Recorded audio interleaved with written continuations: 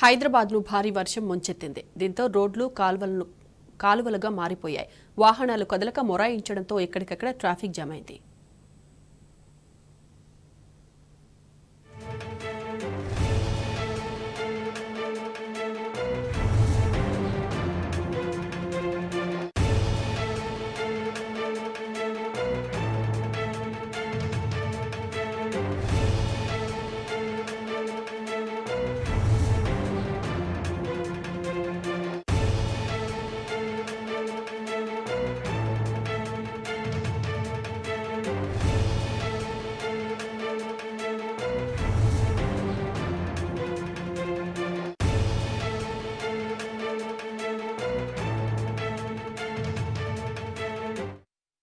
ఇదే అంశానికి సంబంధించి పూర్తి డీటెయిల్స్ మా ప్రతినిధి భాస్కర్ అందిస్తారు. భాస్కర్, చెప్పండి, హైదరాబాద్ లో భారీ వర్షానికి సంబంధించిన అప్డేట్స్ ఏంటి? దాదాపు 2 గంటల పాటు కురిసినటువంటి భారీ వర్షానికి రోడ్లన్నీ జలమయమైపోయినటువంటి పరిస్థితి. ఎక్కడికెక్కడ ట్రాఫిక్ జామ్ ఉంది. ప్రధానంగా ఐటీ ఏరియాలో గచ్చిబౌలి, రాయదుర్గం, కాజాగూడ, షేక్పేట్ నుంచి మొదలుకుంటే film Nagar, Banjara Hills, Jubilee Hills check post ఈ ఏరియా మొత్తం కూడా బానట్టు వెహికల్ వెళ్తున్నాయి. పూర్తిగా మోకాలు లోతుకు వరకు వాహనాలు వెళ్ళినటువంటి పరిస్థితి ఉంది.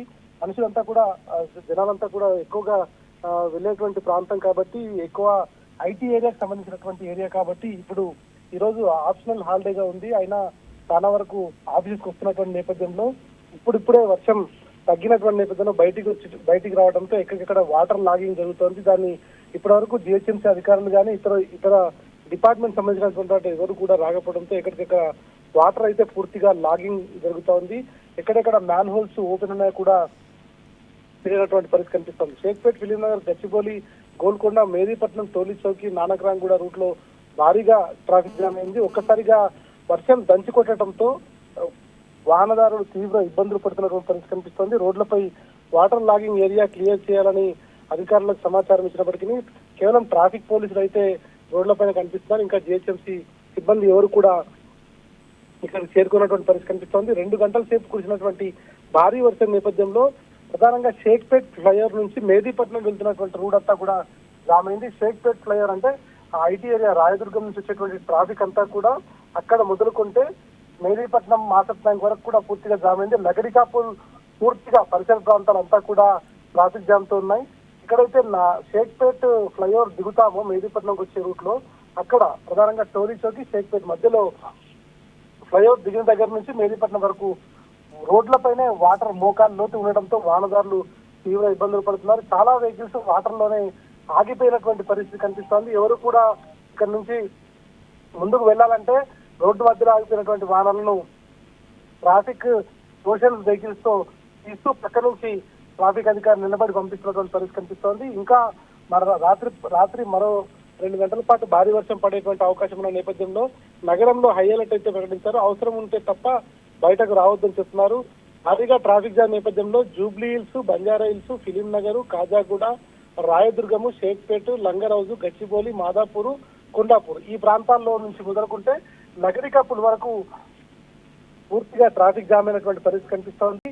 ట్రాఫిక్ ను క్లియర్ చేయడానికి ఇప్పుడే ట్రాఫిక్ పోలీసులతో పాటు ఇటు లా అండ్ ఆర్డర్ పోలీసులు కూడా రోడ్లపైకి రావాల్సిందిగా ఉన్నతాధికారులు సమాచారం వచ్చినటువంటి నేపథ్యంలో వాళ్ళు కూడా ఈ సహాయక చర్యల్లో పాల్గొంటున్నటువంటి పరిస్థితి కనిపిస్తోంది.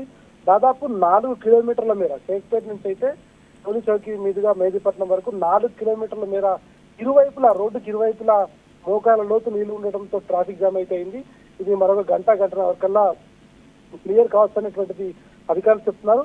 ఫ్లైఓవర్ మొత్తం షేక్పేట ఫ్లైఓవర్ ఎక్కడి నుంచి అయితే రాయదుర్గం పోలీస్ స్టేషన్ ఉంటుందో దాని ఆపోజిట్ రోడ్ నుంచి మొదలుకుంటే మేదీపట్నం వరకు ట్రాఫిక్ జామ్ ఉంది. ఫ్లైఓవర్